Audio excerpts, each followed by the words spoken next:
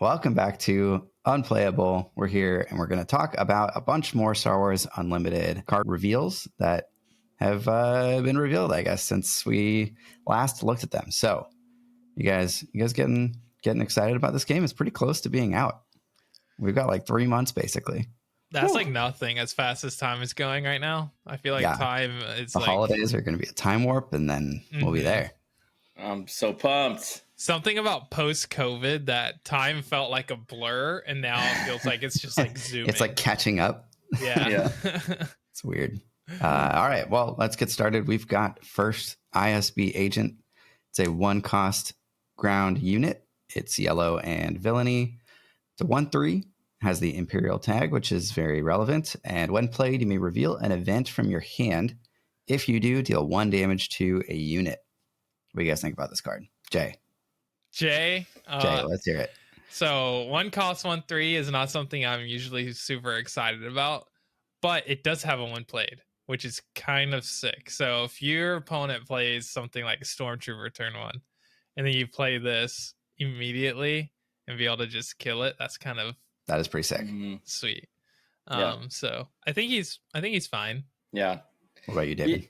Yeah, it's interesting because sometimes that reveal an event when played will be like not important at all, and other times it'll be very important. I do think turn 1 is like when guys are playing TIE fighters and stormtroopers, and Greedo is showing up a lot more now in games where this could actually, snipe some of those guys off the board. So the Imperial tag, like I said, with Veers, with Tarkin, those are pretty good with Tarkin, because Tarkin can immediately turn it into a 2/4. Yeah, for 1 cost. It's that's a big boy, and all the other weird like TIE advance and stuff like that kind of synergy. But wouldn't you rather just have a 4/2 potentially?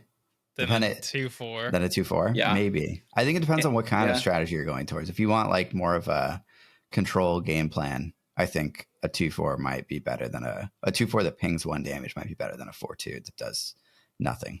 Yeah, I don't know. I don't think this makes the cut in most decks, but who knows? A yellow villain is all about events, so if I'm not mistaken, there's a fair amount of cards that refer to damaged units, yeah.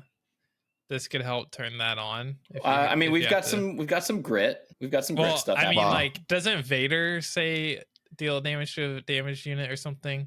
No, but this does synergize with Vader a little bit on turn 1. Vader is if you have played a villainy card, then you can take an action to deal 1 damage to a unit into a base. Gotcha. So you could potentially use this with Vader to deal 2 damage to something, which is cool. Okay. Yeah. Maybe I'm thinking about Lorcana and all these cards are like do something to a damaged unit. Oh, sure. You're just in that mindset right now. Yeah. Yeah. I don't know if there's a ton that we've seen so far, but you could try to like Krennic this. Yeah. Like because you deal it to your own unit. Yeah, to deal your own guy. And you have a 2/2. You have a 1 cost 2/2. Well, it doesn't have to be himself. It could be a different. What are you dealing the 1 damage to that would be worth anything that has grit? Exactly. Anything that has grit. Maybe. I don't think this gets the cut. I think you'll see this in limited, but I don't think that. I don't know. I think it's okay. Maybe it's more of a sideboard card because in certain matchups it's probably really good. Like into a deck that's playing that 1 cost Stormtrooper, it is really good into that and really good into Greedo. Greedo is very well. I think we're going to get into Greedo, but Greedo is going to be a problem. So maybe. Yeah. All right. Greedo meta. Greedo tech.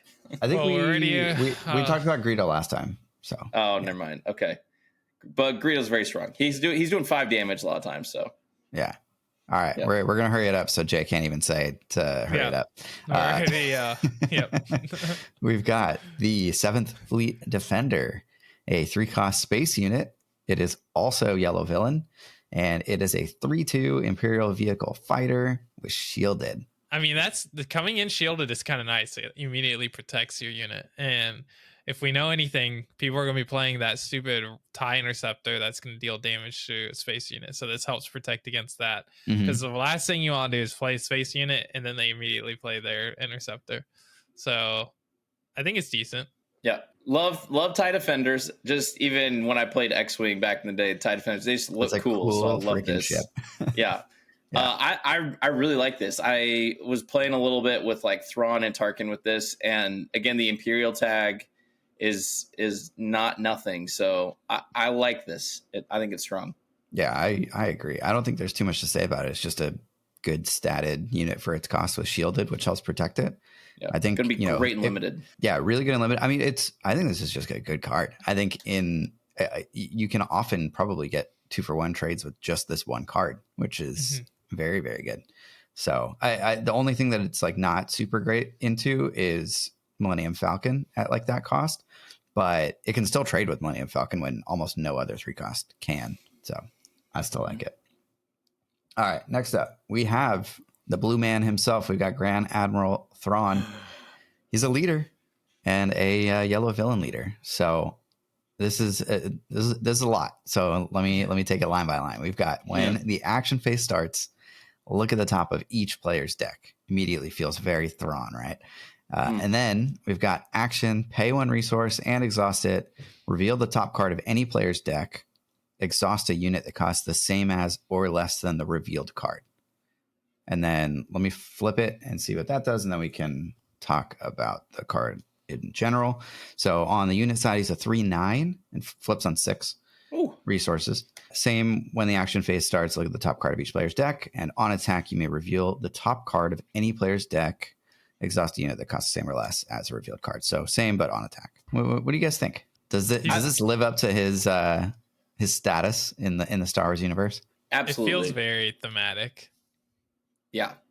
Were you guys surprised to see him in Cunning? I definitely thought we'd see him more in Command, but honestly, Cunning seems to be the right, based on what we're seeing and the events and the trickery, which he's not really trickery. He's just always it's like kind of tactical. And he just like always knows 5 steps ahead. Yeah. He always knows what's on the top of your deck.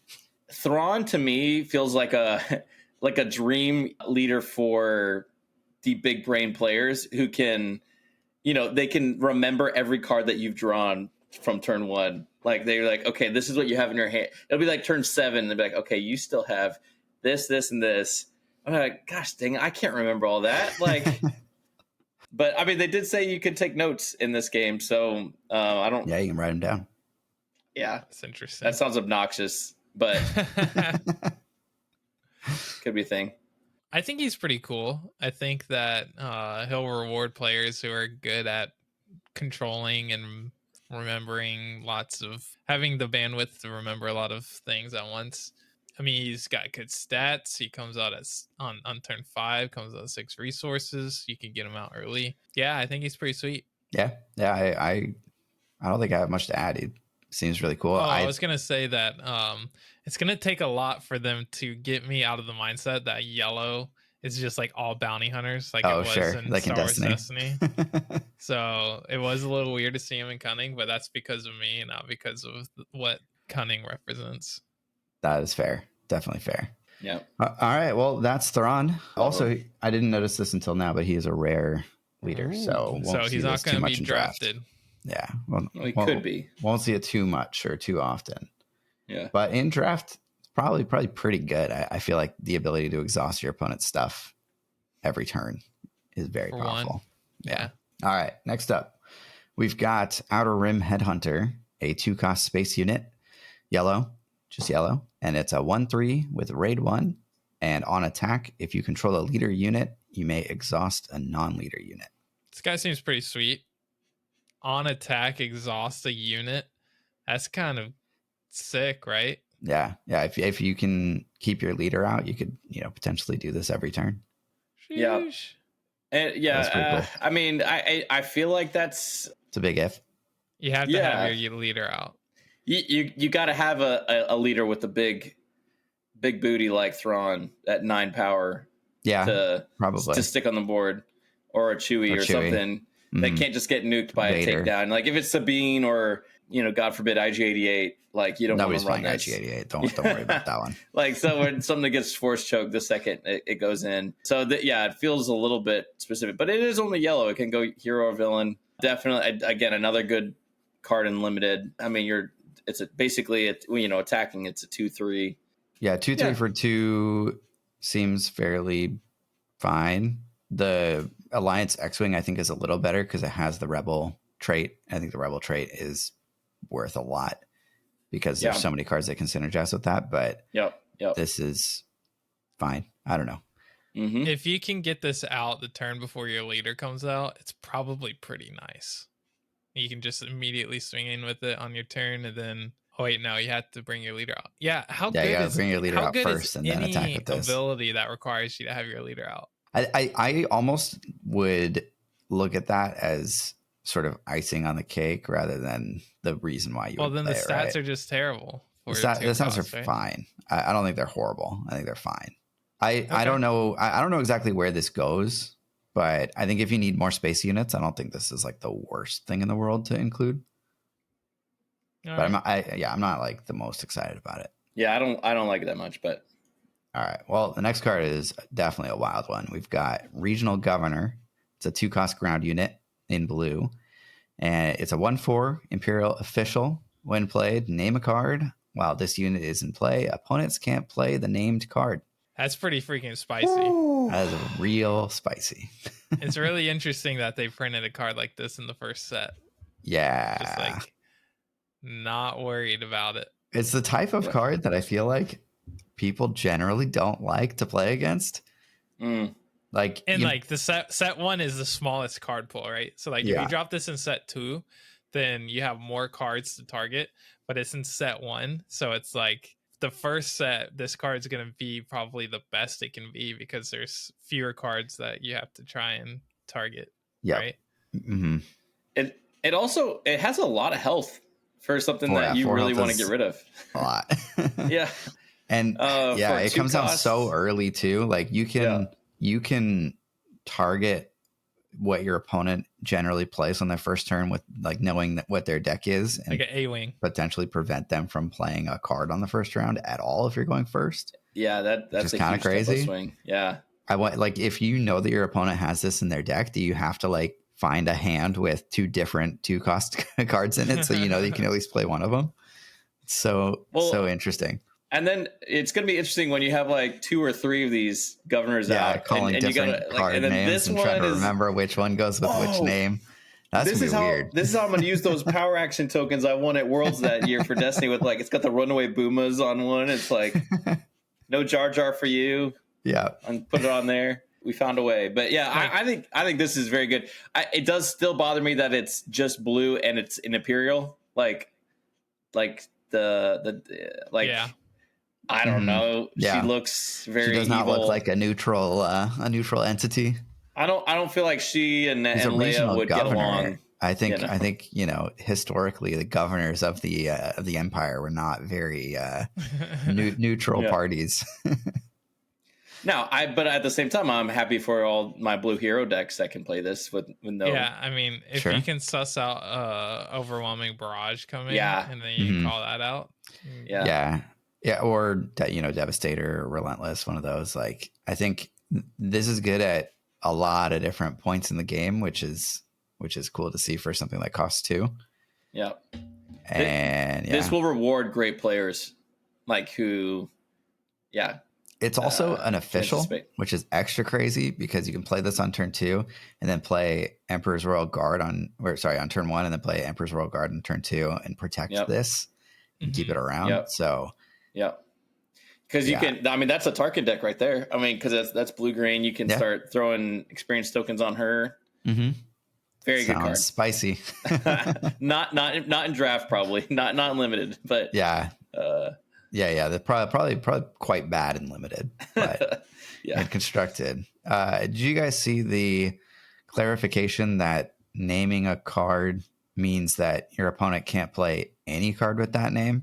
So if there were multiple, let's say there's multiple Darth Vaders in the future, right? If you name Darth Vader, your opponent can't play any card that has the card named Darth Vader, regardless if it's like that specific Darth Vader that you were thinking of or not. What if you mispronounce something? What happens? Great question. That's why you take notes. You write it down. What if you name a card that doesn't actually, like, you misspeak and you name something that doesn't even exist as a card?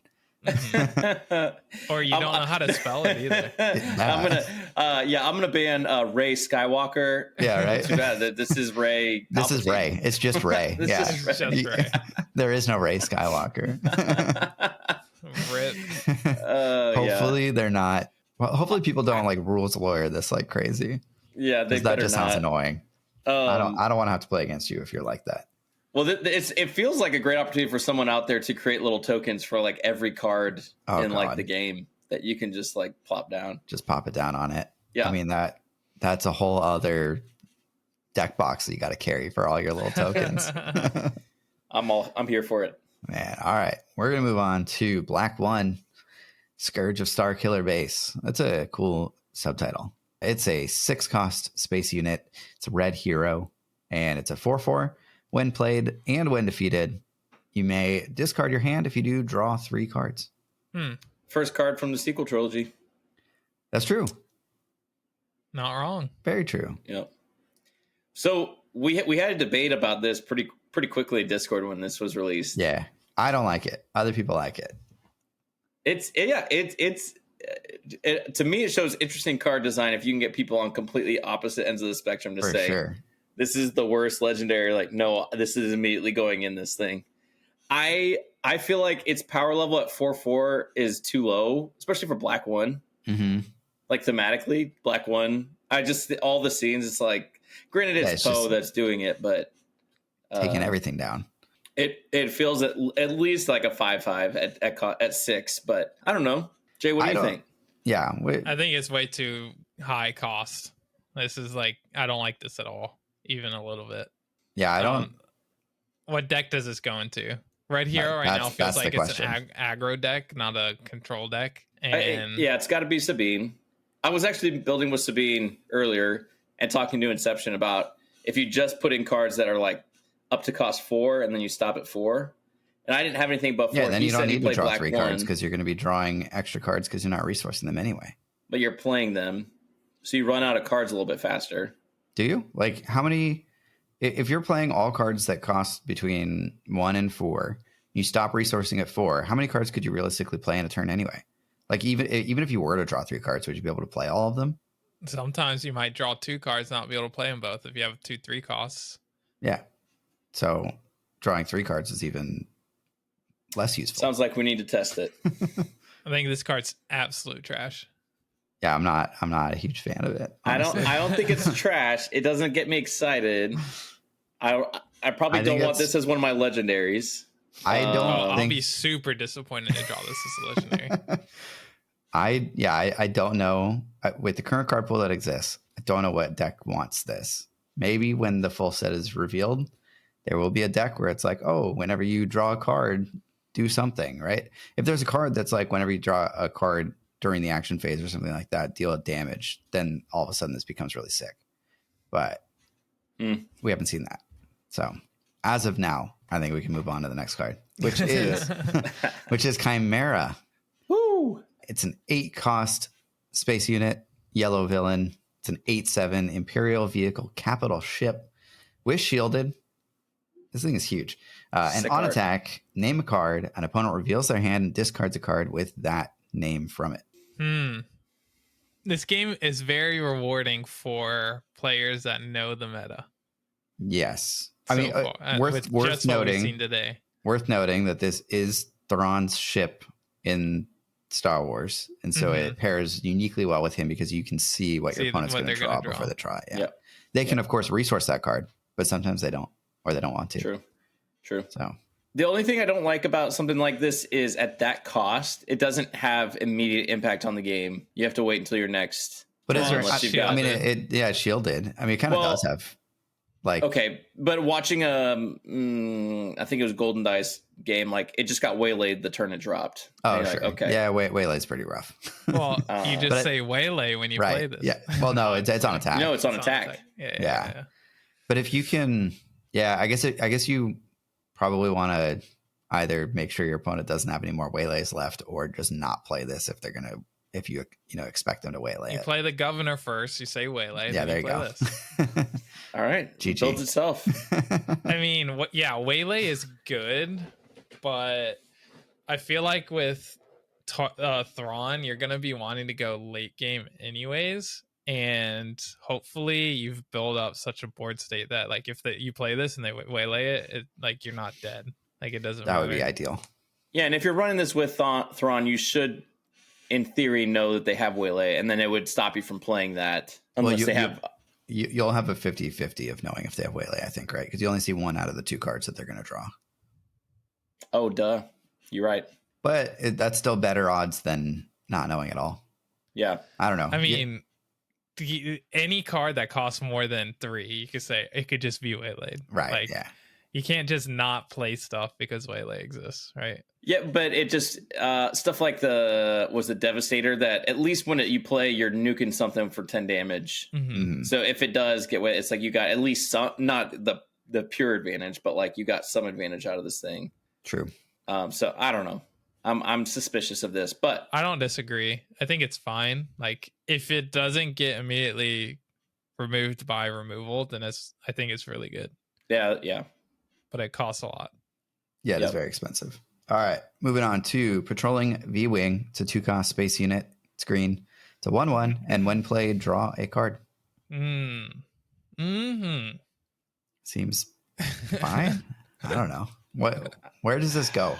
Does this fit anywhere? The only thing I could think of was if there's a wedge deck that just wants to do lots of vehicles, then at least this becomes a 2/2 with ambush and draw a card. A 2-cost, deal 1 damage and draw a card. Is that even good? No, it's 2 because wedge gives it +1/+1 and ambush. Does it? Okay, got it. Yeah.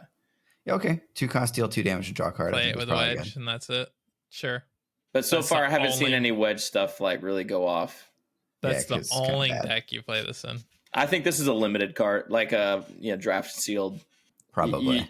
Drawing cards is never a bad thing. Okay, here we go. This goes into Jim's IG88 Swarm deck, where you play this for 2 and then you draw another card and then you play whatever that is. There you go. And you're just playing a bunch of stuff. Your opponent's got to deal with it, and this gets raid 1 or something like that, probably. There you go. I don't know. I'm here for it. The meta solved. There it is. All right. Next card, we've got Fifth Brother. It's a 3-cost red villain unit, and it's a 2/4. Force, Imperial, and Inquisitor. This unit gains raid 1 for each damage on him. On attack, you may deal 1 damage to this unit and 1 damage to another ground unit. This card is awesome. I love this card. The card is sick. The art is sick. The theme is sick. The stats are sick. Everything sick. This is like a top 5 card for me easily. Yeah, I love this one.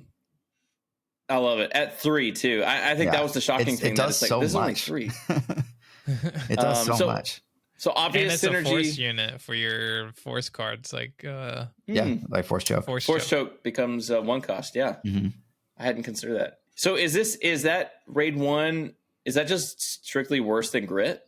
No, because it goes specifically with Grand Inquisitor, and grit would give this power greater than 3 potentially, where raid 1 is only while it's attacking. Yep. But yeah, you're right.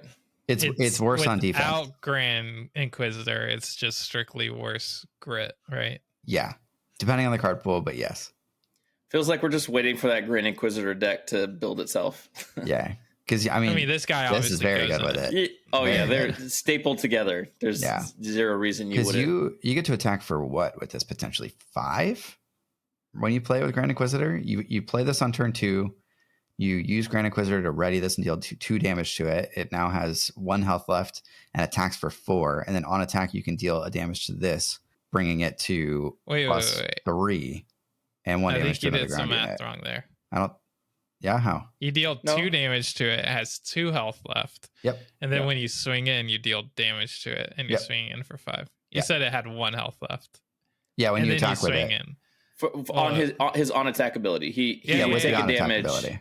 Yeah. And so he's doing Grand Inquisitor. Yeah, I might have misspoke, but yeah. Yeah, so it swings him with 5 with 1 health left. Yeah. It's pretty spicy. And then your opponent plays ISB Agent and kills it. There it is. I'm fine with that. I got 5 damage in. I don't need to do it that many times. So maybe this lets you play super aggressive with Grand Inquisitor. Yeah, and then maybe like getting heals makes this guy even better. Heal him up. So you can play Binds All Things. And and this guy is such a good, even outside of Grand Inquisitor decks. Like if you just throw a Fallen Lightsaber on this guy, Oh yeah, and now he's a Give him more health. 5/7, and he's hitting hard, doing another 1 damage in addition to his on attack. Like this guy is coming at you. Give him what is it? Resilience. Yeah, give him +3 health. Oh yeah, that's all me. Okay, we're Voltroning. Are we Voltroning? Yeah, I'm now building a blue-red Grand Inquisitor deck with this, and Waylay. It's that's fine. I get to play it again and ready it again, attack you for 5 another time. But you lose all your upgrades. That's fine. I'll attack you for 5. But you said blue, so you could just play Regional Governor first and call out Waylay, and then do your Voltroning. Yeah, easy. Done. I can even Regional Governor and then ready it and attack for 1 on turn 1. Yeah, look at that. Look at you. The deck is building itself. All right, moving on. We've got Snapshot Reflexes, a 1-cost upgrade. It's yellow. When played, you may attack with attached unit, and the unit gains +1/+1. Is this fast hands? Destiny. It feels like it. I think this card's actually pretty good. It's very cool. I think a lot of people said this card's not good. I think it's kind of good. I mean, the element of surprise is not to be underestimated. Yeah. And how about that art? That Mandalorian art? Ooh. Oh, dude. It's kind of like shoot first, right? But yeah. You obviously don't attack first, but you get 1 extra health. So I think some are going to be good in one you situation can also or another. attack a base with this. Yeah, right. And, well, you can attack a base with shoot first too. So and the weird thing, because the art, you could put this on a space unit. Oh yeah, it's not a ground unit. It's just this is pretty good on Millennium Falcon. But it's still, it's like the theme is Snapshot Reflexes. You can do that in a ship. Yeah. It's just the artwork is ground. Just makes you think like, oh, this would be a. But I really like this. I think this is a good one cost thing. I mean, Boba when he's getting his 1 resource back, there's always like, what do you do with that 1 resource? I think this fits in that. I wonder if I put this instead of shoot first in the Han deck that I've been playing. I'm definitely going to try it. I think you do both. I don't know. Shoot if you first need both. Is so good, but this is so flexible because, like Jay said, you can use this to just give something +1/+1, attack into a base, and just save an action basically. Shoot first is pretty good, but it's one of the least played cards that I have in that deck. I think shoot first is like a 1 cost. Like oftentimes you're like saving a trade, so that 1 cost is saving you 3 extra resources. This could be also because it gives it +1 health. So a lot of times you're trading like a 3/4 for a whatever. Like this gives it the extra health, so now it becomes like a 4/5 or whatever it would be. Yeah, I don't know. I still like shoot first better, but I like both of them. I would play both. Yeah. Moral of the story. All right. Next up, we've got Bamboozle. It's a 2-cost event, yellow hero. You may discard a yellow card from your hand instead of playing this event's cost. Exhaust a unit and return each upgrade on it to its owner's hand. Here's some new characters to exhaust. Maybe I'm not playing Snapshot Reflexes anymore. Oh yeah, your Voltron fifth brother. You do get to just play it again. Snapshot Reflex is actually pretty good into this. Oh yeah, because then you can just play it on another unit and swing in. Yeah, I think it's interesting that up to this point we haven't had any potentially free cards. So if you're out of resources, I can be like, like you're done. I don't have to worry about anything. I can take my time, bring out my leader, whatever. And now it's like, oh, this is a thing. This could be a free exhaust. True. How often are they going to be waiting to the end of the round to use like their biggest thing that you would want to use this on? Well, a lot of times people wait until the end to bring out their leader. Like it's usually, they've attacked, so then my leader can come in without fear of being damaged or whatever. Sure. Mm-hmm. Yeah, if they can bring out a Vader and then throw Vader's saber on them and then you use this, that'd be nice. Yeah, that'd be pretty good. Mm-hmm. I like the flexibility of it. You can either pay 2 or discard a card. That's nice to have the option. I'm probably paying 2 90% of the time for a card like this, but in a pinch, it could be cool to play it for free if you need to. Yeah, it seems fine. All right. Last card we've got is Metal Ceremony. David's favorite card now. It's a 0-cost event. It's a rebel card. I don't know if that will matter in the future, but that's kind of cool. Give an experience token to each of up to 3 rebel units that attacked this phase. And yeah, I think this is a really I'm gonna zoom in on that guy's face there. Just imagine that's David. Perfect. Can I recreate? Yes, please. Yeah, there you go. His face looks exactly the same as yours. Yeah. All right, so those who don't know, Jay trolled me so hard this morning in Discord when this was posted and zoomed in on Luke's face and said, basically just said, this is D-House anytime he's talking about his world's medal. And then Chewie's face is so disappointed and annoyed. And that's the best part about it. Yeah, they made him so just like. I wonder if that was in the irritated. prompt, was like, make sure that Chewie is upset that he didn't get a medal. Oh my gosh. Poor Chewie. Yeah. Wait, what do you guys think about the card itself? You gotta be. I mean, this goes into a deck similar to the IG-88 build. Like a go wide. Just go wide. But yeah, we don't have a hero that does that. You can do it with Leia, maybe. Leia. Oh yeah.